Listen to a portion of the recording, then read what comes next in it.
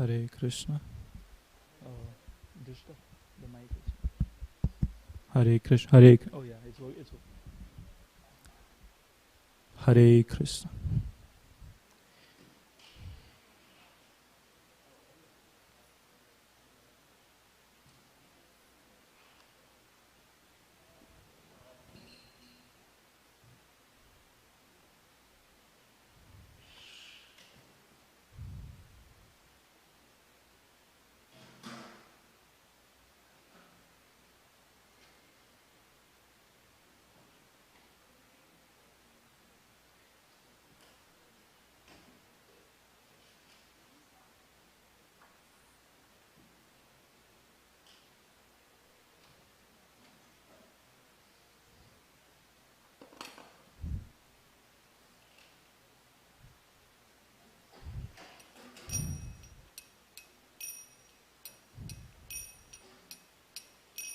Jaya Radha Madhava Jaya Kunja Bihari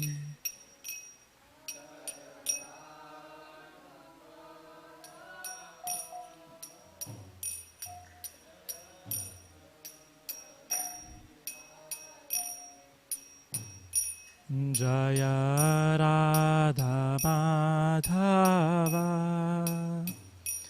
Jaya Kunja Bihari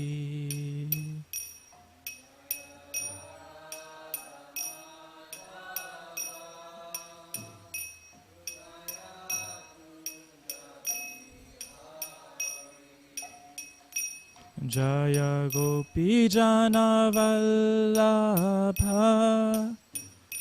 Jaya Girivaradhari Jaya Girivaradhari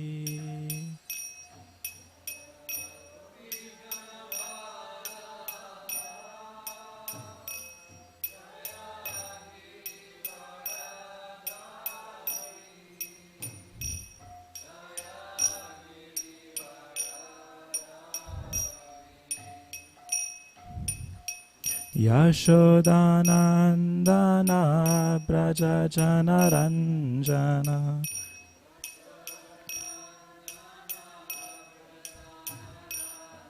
Yashodanandana Braja Janaranjana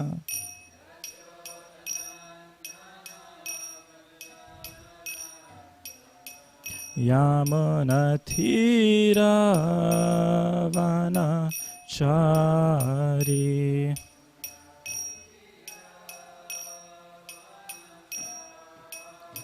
Yamunatira Vanachari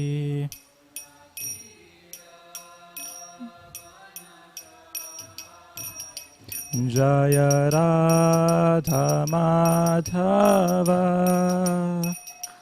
Jaya Kunja Bihari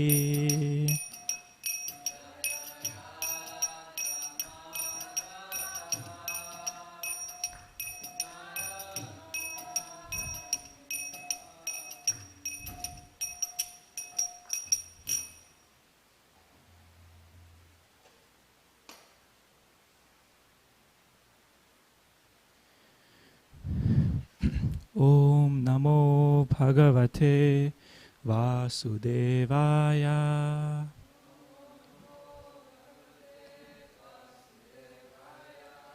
Om Namo Bhagavate Vasudevaya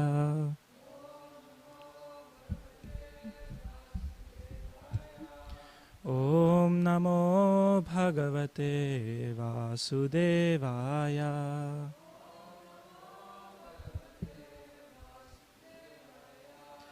Together. Narayanam namaskrityam naram chaiva narottamam devim saraswatim vyasam tato jayamudirayet nashta prayesva bhadreshu nityam bhagavata sevaya Bhagavatyuttama shloke bhaktir bhavati naistiki.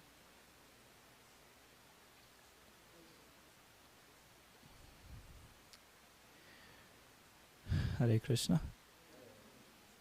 So today we will start a new chapter in second canto, which is chapter number 6, titled The Purusha Shukta Confirmed.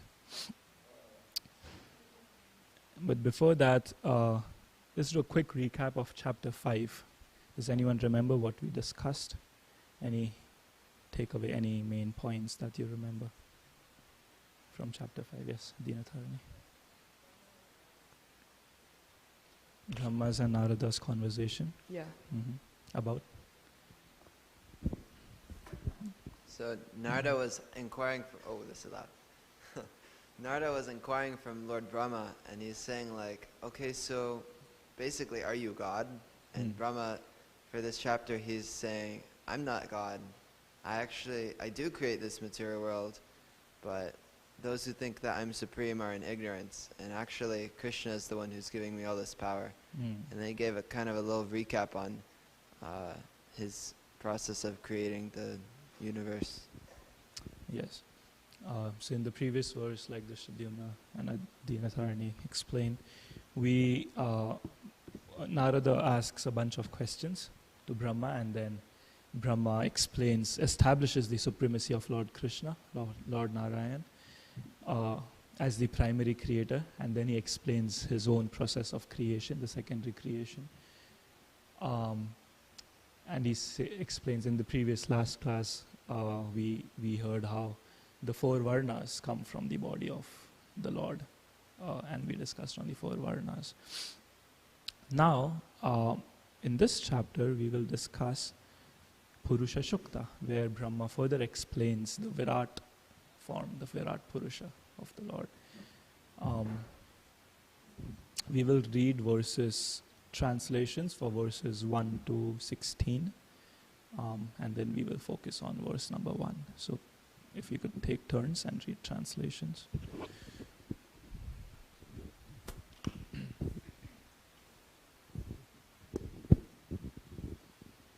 Lord Brahma said, the mouth of the Virat Purusha, the universal form of the Lord, is the generating center of the voice, and the controlling deity is fire.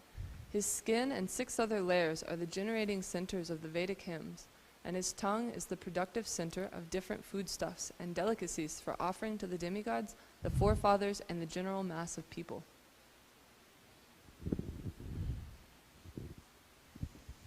His 2 nostrils are the generating centers of our breathing and of all other airs. His smelling powers generate the Asvini Kumara demigods and all kinds of medicinal herbs, and his breathing energies produce different kinds of fragrance. His eyes are the generating centers of all kinds of forms, and they glitter and illuminate. His eyeballs are like the sun and the heavenly planets. His ears hear from all sides and are receptacles for all the Vedas, and his sense of hearing is the generating center of the sky and of all kinds of sound. His bodily surface is the breeding ground for the active principle of everything, and for all kinds of auspicious opportunities.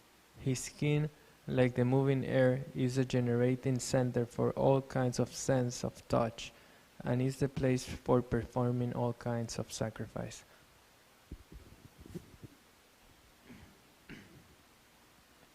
The hairs on his body are the cause of all vegetation, particularly of those trees which are required as ingredients for sacrifice. The hairs on his head and face are reservoirs for the clouds, and his nails are the breeding ground of electricity, stones, and iron ores. The Lord's arms are the productive fields of the great demigods and other leaders of the living entities who protect the general mass.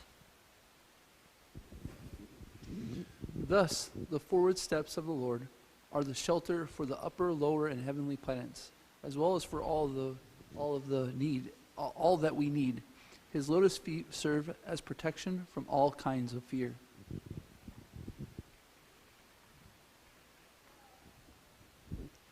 From the Lord's genitals originate water, semen, generatives, reigns in the procreators. His genitals are the cause of a pleasure that counteracts the distress of begetting. O Narada, the evacuating outlet of the universal form of the Lord is the abode of the controlling deity of death, Mitra, and the evacuating hole and rectum of the Lord is the place of envy, misfortune, death, hell, etc.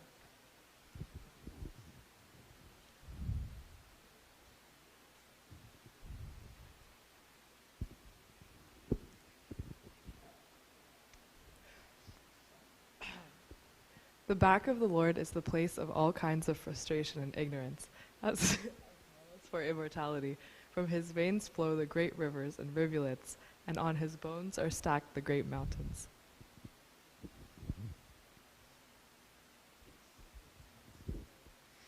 The impersonal feature of the Lord is the abode of great oceans, and his belly is the resting place for the materially annihilated living entities. His heart is the abode of the subtle material bodies of living beings. Thus, it is known by the intelligent class of men.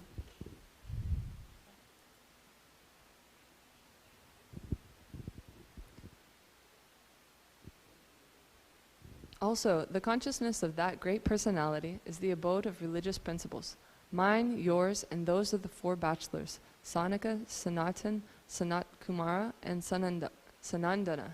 That consciousness is also the abode of truth and transcendental knowledge.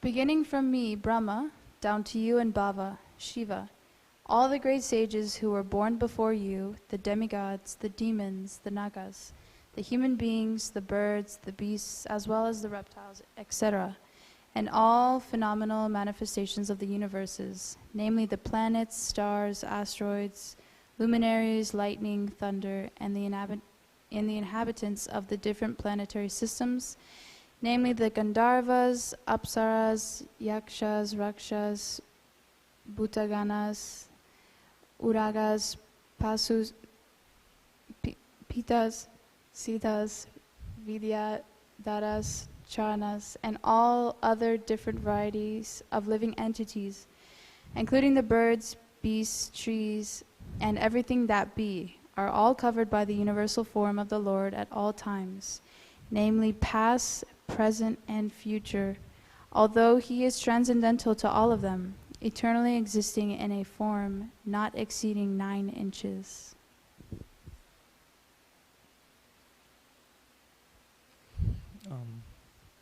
You can go on verse number 1.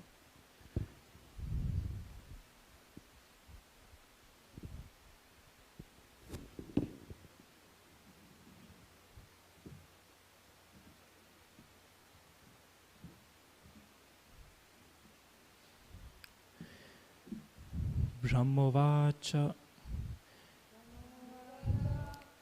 Vacham Vanirmukham Kshetram Chandasam Saptadhatava Havya Kavyamritananam Jihva Sarva Rasasya Cha. Please repeat.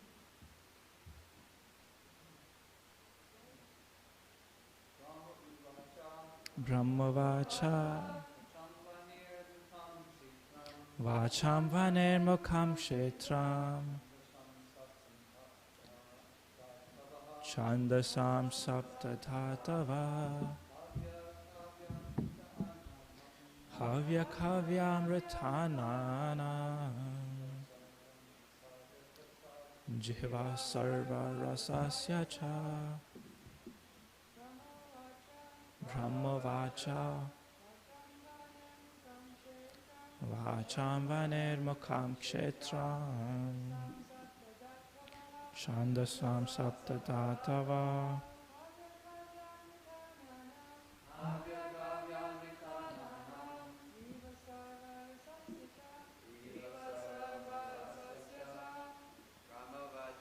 Brahmavacha Vacham Vanirmukham Kshetram Chandasam sapta datava. Havya khavya mritanana. Jihva sarva rasasya cha. Brahma vacha. Vacham vane mukham kshetram. Chandasam sapta dhatava. Havya khavya mritanana. Jiva sarva rasasya cha. Word for word together, please. Brahma uvacha, Lord Brahma of the voice, Vahane of fire, Mukham the mouth, Kshetram the generating center, Chandasam of the Vedic hymns such as Gayatri, Sapta 7, Dhatavaha skin and 6 other layers, Havya Kavya offerings for the demigods and the forefathers, Amrita food for human beings, Annanam of all sorts of foodstuffs, Jiva the tongue, Sarva all, Rasahicha of all delicates. Cha also. Translation by Srila Prabhupada.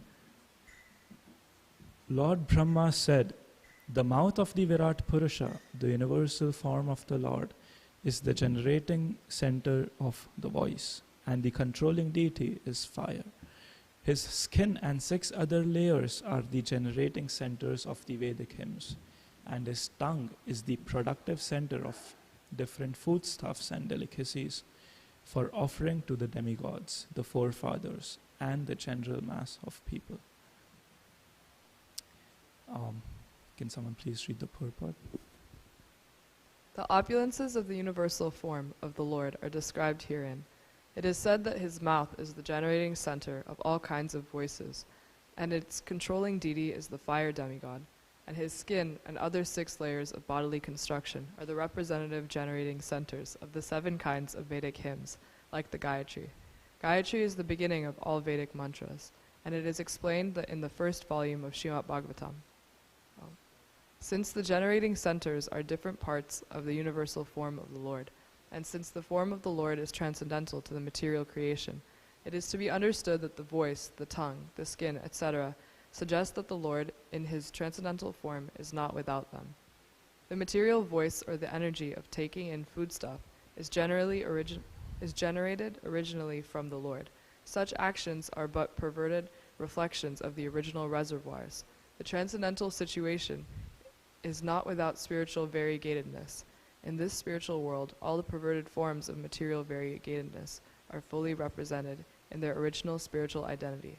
The only difference is that material activities are contaminated by the 3 modes of material nature, whereas the potencies in the spiritual world are all pure because they are engaged in the unalloyed transcendental loving service of the Lord. In the spiritual world, the Lord is the sublime enjoyer of everything, and the living entities there are all engaged in his transcendental loving service without any contamination of the modes of material nature. The activities in the spiritual world are without any of the difficulties of the material world, but there is no question of impersonal voidness on the spiritual platform, as suggested by the impersonalist. No devotional service is defined in the devotional service is defined in the Narada Pancharatra as followed. Tatparatvena nirmalam rishikena rishikesha sevanam bhaktiruchyate. Originally, since all the senses are produced of the Lord's reservoir of senses, the sensual activities of the material world are to be purified by the process of devotional service, and thus the perfection of life can be attained simply by purifying the present position of our material activities. And the purifying process begins from the stage of being liberated from the conception of different designations. Every living entity is engaged in some sort of service, either for the self, or for the family, or for the society, country, etc. But unfortunately, all such services are rendered due to material attachment. The attachments of the material affinity may be simply changed to the service of the Lord, and thus the treatment of being freed from material attachment begins automatically. The process of liberation therefore easier through devotional service than by any other methods. For in the Bhagavad Gita 12.5, it is said that one is subjected to various kinds of tribulations if one is impersonally attached. Klesho Kleshodikatarasthesham avyaktasaktachetasam. Thank you. Om Jnanathimirantasya Jnananjana Shalakaya Chakshuran Militam Yena Tasmai Shri Gurave Namah.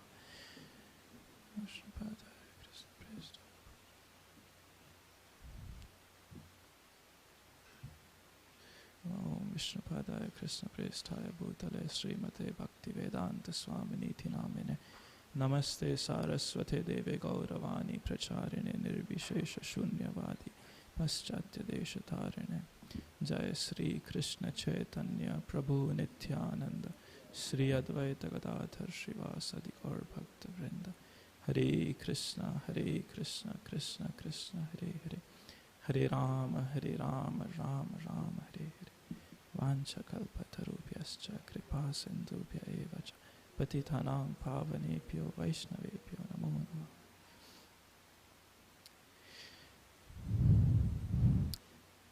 These verses that we just read, verses 1 to 16, they basically they're describing the universe, the different elements of these universe, and how it relates, comparing it with the body, basically, of the Supreme Lord.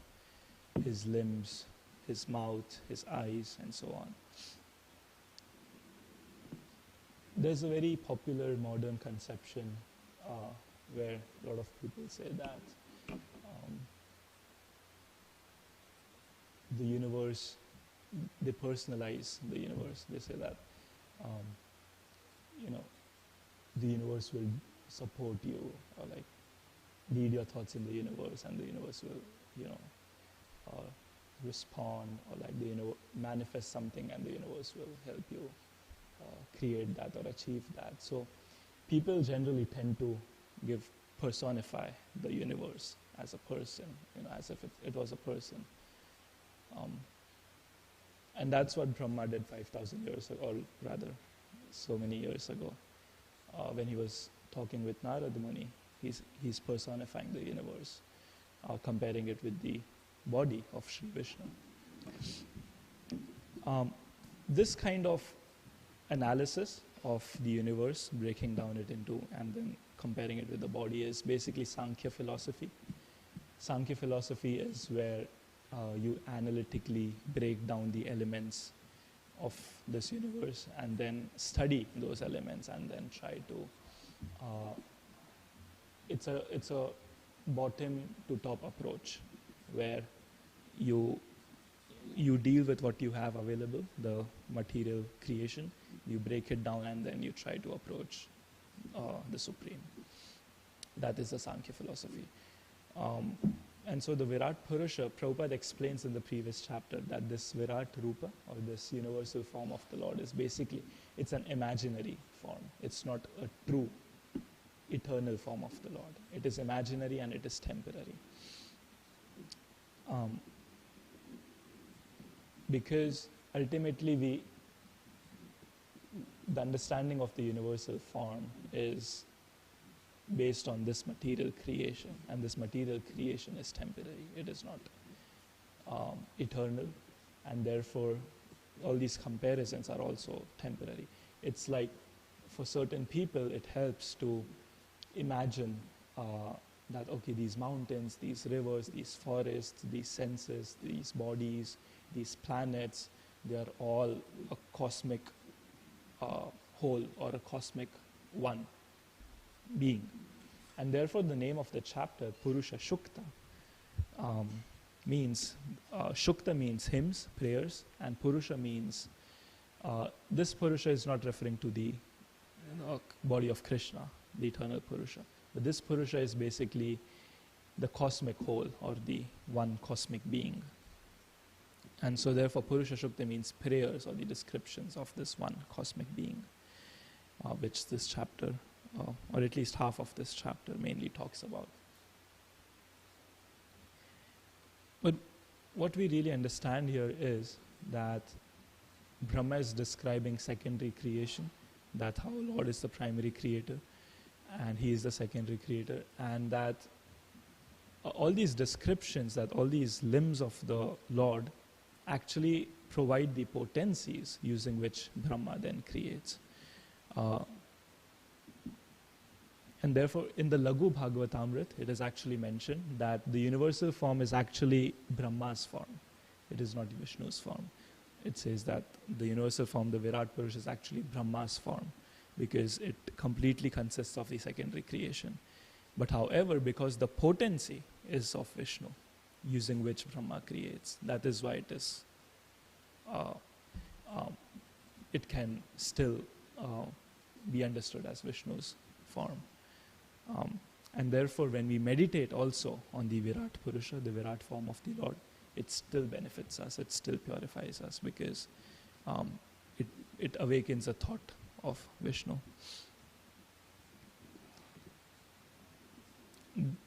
Does anyone remember where there's another place where there's a description of the Virat Purusha or the Virat form?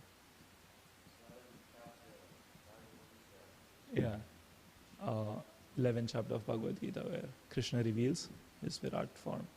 And then what was Arjuna's reaction after seeing the Virat form? Very scared.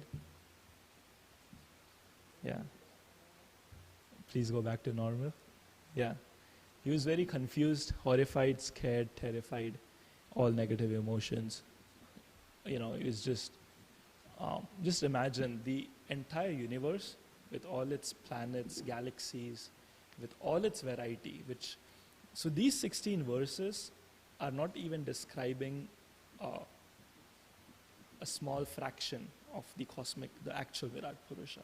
These 16 verses are actually just giving a very little tinge, a very little idea.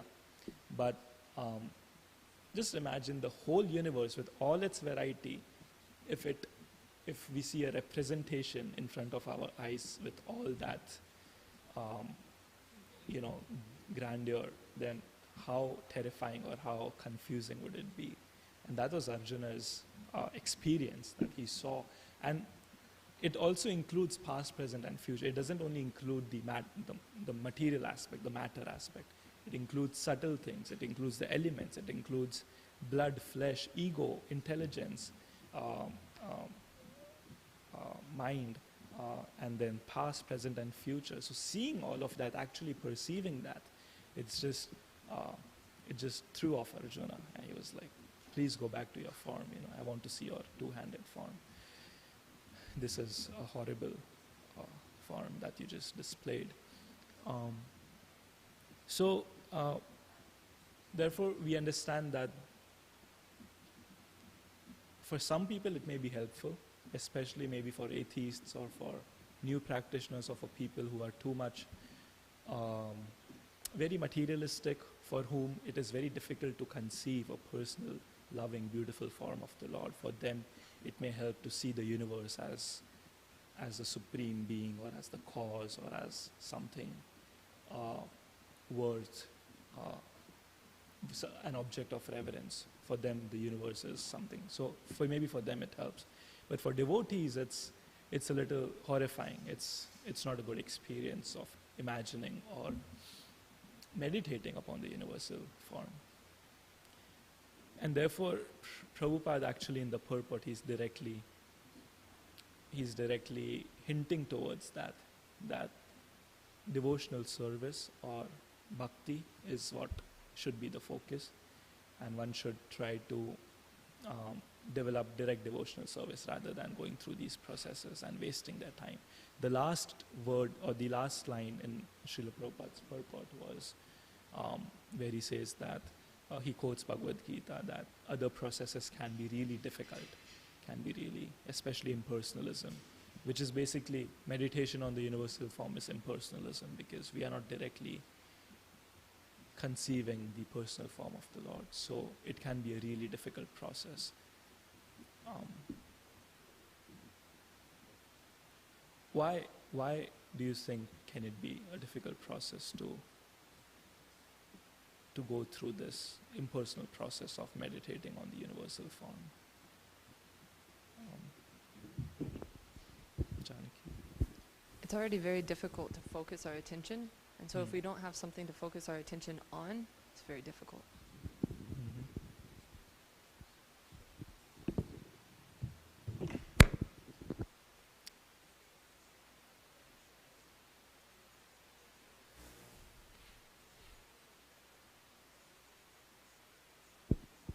Because it might take a long time to get to Krishna consciousness, Mm. since we have like a lot to focus or to be unfocused, you Yes.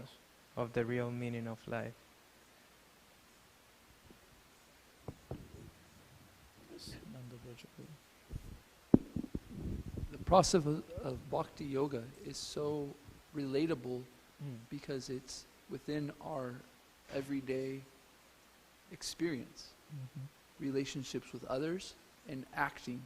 We're working towards something. So when we take these bhakti yogas towards working towards for Krishna, and that everything we do is an offering to Him, and through our personal relationships, it's very simple. If we start to do things like Ashtanga yoga or breathing systems, these things aren't so much part of our daily life. So we have to basically learn a whole different thing and go against our nature to start to move towards Krishna. Mm. And so it can be like, yeah, that's my thought and why it could be very difficult. It's not really part of our natural process or natural daily life. Yeah, it's really difficult to concentrate, to be attentive or to focus on this imaginary form, and it's against our nature, because our nature, as we understand, is to be engaged in service or to do something, to be actively engaged in service, the loving propensity. And it's hard to love this impersonal whole. It's like we have limited capacity as humans, and if you think of the whole universe, it's really difficult to expand your love to the whole universe, or like try to objectify or direct your love or your serving propensity towards this universal figure. So it's a little non-conducive for devotees.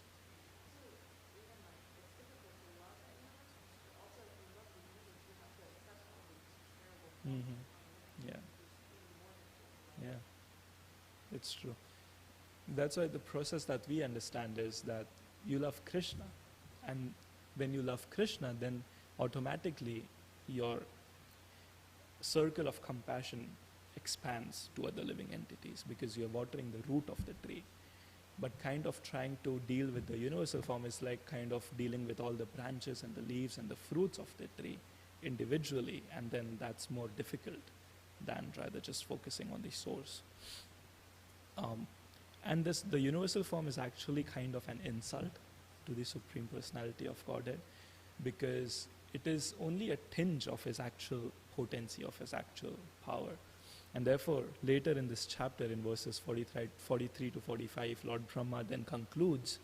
He says, I myself, Brahma, Lord Shiva, Lord Vishnu, great generators of living beings like Daksha and Prajapati, yourselves, Narada and the Kumaras, heavenly demigods like Indra and Chandra, the leaders of the Bhurloka planets, the leaders of the earthly planets, the leaders of the lower planets, the leaders of the Gandharva planets, the leaders of the Vidyadhara planets, the leaders of the Charanaloka planets, the leaders of the Yakshas, Rakshasas and Uragas, the great sages, the great demons, the great atheists and the great spacemen, as well as the dead bodies, evil spirits, Satans, jinn, Kushmandas, great aquatics, great beasts and great birds, etc. In other words, anything and everything which is exceptionally possessed of power, opulence, mental and perceptual dexterity, strength, forgiveness, beauty, modesty, opulence, and breeding, whether in form or formless. Brahma is saying all these beings, be it anyone, it may appear to be the specific truth and the form of the Lord, but actually they are not so. They are only a fragment of the transcendental potency of the Lord. So all these amazing, big, wonderful things, personalities, creations, Brahma is saying they may appear to be the specific truth and the form of the Lord, but actually they are not so. They are only a fragment of the transcendental potency of the Lord. So therefore it is insulting to the Supreme Lord to think that this wonderful creation is actually, this is the truth, or this is be all and end all of spiritual reality, because it is nothing but a tiny insignificant fragment of the complete potency. Just imagine the whole material creation with its unlimited universes, and our universe is actually one of the smallest universes. Our Brahma has 4 heads, and then there are Brahmas with 8, 16, 32, 64, 128, 1008. It's like enormously, absolutely huge and inconceivable universes exist in this cosmic creation, which we cannot even begin to imagine the kind of variety and opulence that is present in that universe. And this entire material manifestation with all its universes is only 1/4 of the total existence. And then the spiritual reality is 3/4. So all the planets in the spiritual world, all the realities, the realms, the variety, the beings, all the wonderful creations and opulences in the spiritual world is even much, much more than the material world. And so therefore, thinking that this tiny, insignificant, useless universe is actually the Supreme Lord is meaningless. Therefore Brahma, even after describing the universe and describing how it relates to the body of the Lord, he says, no, it is useless. Anything wonderful that you see is actually a tiny fragment of the potency of the Lord. And so therefore if we feel attracted in this world to anything wonderful, we are very easily attracted and bewildered by the opulences or the potencies that exist in this world. Someone may be very beautiful, very physically attractive. Someone may have a lot of physical strength, bodily power. Someone may be extremely intelligent. Someone may be very renounced, a great ascetic. Things like this. So someone may be extremely wealthy, Elon Musk and people like that. And we as humans, we are so easily attracted and so easily bewildered by these tiny temporary opulences that we lose ourselves in the flow or in the process of I and mine, in the process of sense gratification, in the process of pursuing these opulences or these potencies, or achieving that, or getting that, or enjoying these tiny potencies, that we forget that this is absolutely nothing in this grand scheme of things. It's absolutely meaningless. All these attractions that we have, that we feel are so important and are so much close to our heart, all these things that we are attached to, we may feel like, and we put so much energy and time and effort to pursue this, but actually Lord Brahma is saying that it's useless, it's meaningless.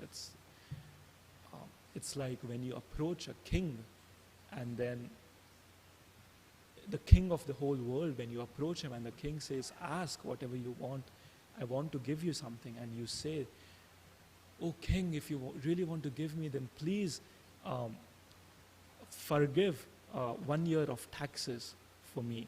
Let me not pay taxes for 1 year. Or please give me a big house. Please give me a big farm. Or like, you ask all these things, and the king will laugh. He laughs. He said, I am the king of the whole world, and I can give you so much more, and you ask for forgiveness of taxes. You are asking me for a farm, for a house. It's like, oh, so significant. And therefore, when we approach the Supreme Lord, all his potencies and all that he's capable of and all that he can give, and then we ask that, oh Lord, please give me some beauty, please give me some money, please give me some strength, some knowledge, all these potencies. Please give me someone to enjoy with someone who has these potencies. And we're asking for broken pieces of glass, like Narottam Das Thakur says. He says, we're asking for this insignificant broken pieces of glass, which can actually, what does broken piece of glass, what can it do? It can cut you. And so he's saying that this is what we ask for rather than asking for a diamond, which the Lord is capable of. We forget the gems that he can give us.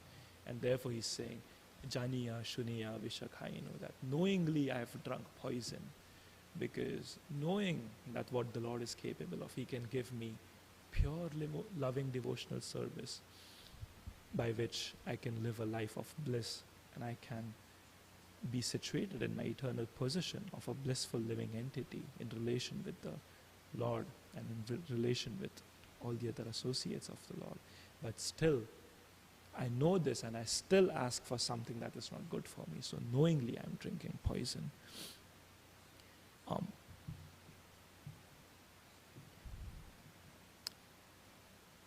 So yeah, that's the conclusion of this kind of meditation on the universal form, that it's rather better to think about and to focus on and to meditate on the personal form of the Lord, chant his names, try to directly relate to the Lord, develop that relationship with the Lord and his devotees, directly engage in the processes of devotional service rather than trying to go through this very difficult and meaningless path of impersonalism or impersonal meditation.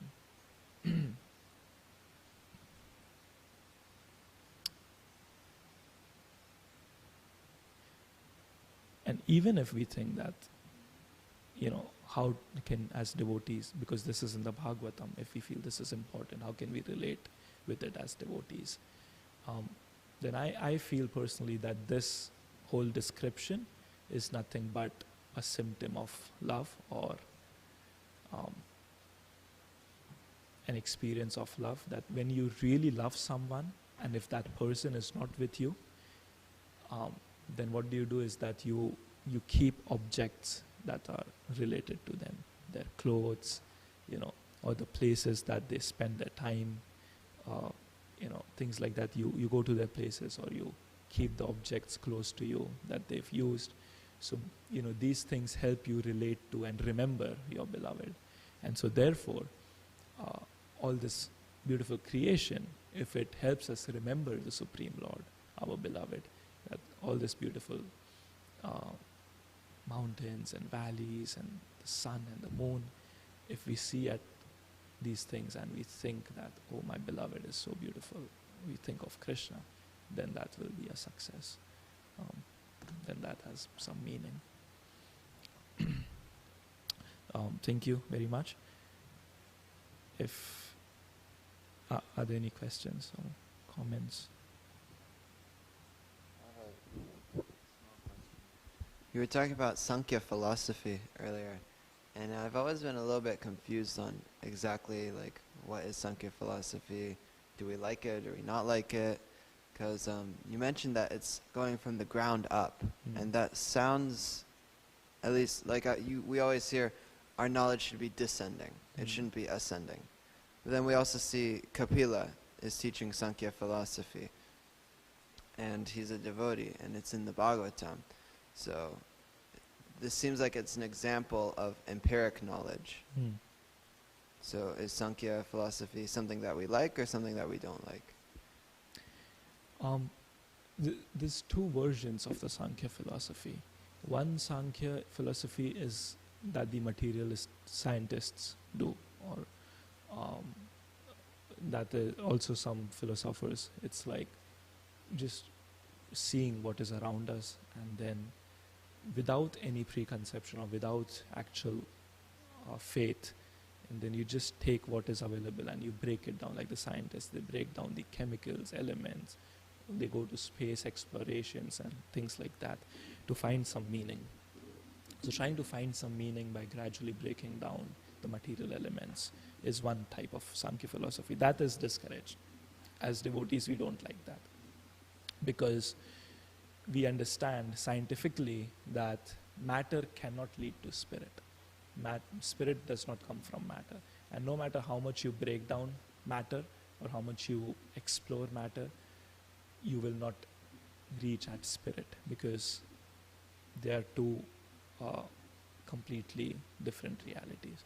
However, the another Sankhya philosophy that devotees talk about, that Brahma is talking about, or that Kapila talks about, is dealing with the material elements with the faith or with the understanding that, directly connecting it with the Lord.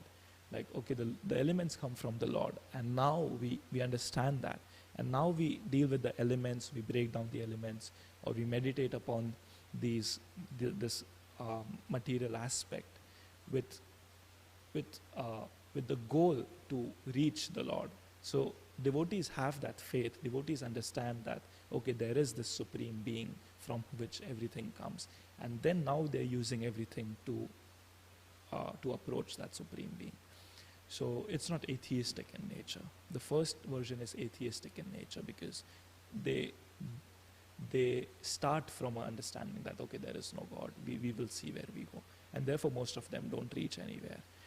They spend their lives analyzing these elements, and then they don't reach a conclusive goal or a conclusive end. So I guess I have kind of like two more smaller questions just based off that. One is it still empirical? Is it still ascending knowledge, or is it descending? As in, like, it's coming from authorities, or is it we're breaking down these things with the goal of reaching the Supreme? And two, is Sankhya philosophy something that we do in ISKCON? Or do we not do Sankhya at all? I would say again, it is empirical, but it is not absolutely empirical in the sense that we completely rely on our empirical testing or evidences. When devotees, the second version of the Sankhya philosophy that devotees perform, or that transcendentalists perform, is empirical in the sense that they understand that this will lead to the Lord, and it's just a difficult process that they choose of going through matter, but then it is empirical in the sense that not that they will discover they rely on discovering something new, but rather than understanding the goal and then trying to connect it with the goal. So in that sense. However, in ISKCON, do we do Sankhya?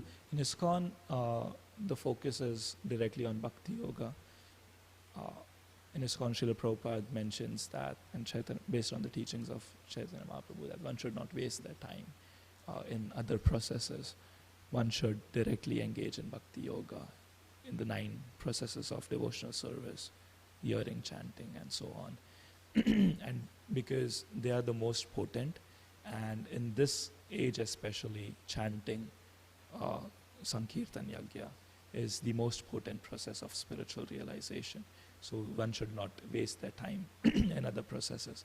So therefore in ISKCON, we don't encourage other processes, even though devotees may engage based on their proclivities. However, as a common principle, we understand that we must directly engage in devotional service, because that will lead to the result in the most favorable way.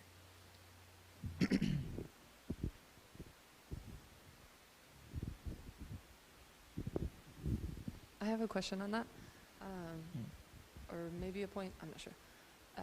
So Sankhya literally means to count, right? So it's basically a material philosophy. Mm-hmm. So, and what you're saying is that one is atheistic, it's only material, and then one is used for spiritual purposes. And because Sankhya is, you're literally just counting and observing like the elements in the world, we use Sankhya philosophy anyways, because this is how we just progress in the material world. So it's just a matter of how you use it, not whether it's good or bad. It's just how do you collect knowledge from the world and use it spiritually. Would that be true?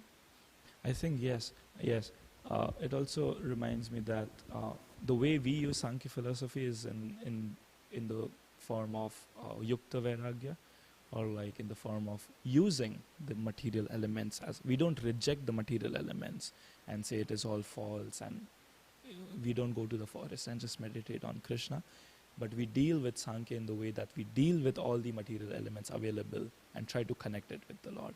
So that is what we do. Yeah. Thank you. Okay, thank you very much. Hare Krishna, Srila Prabhupada ki Jai.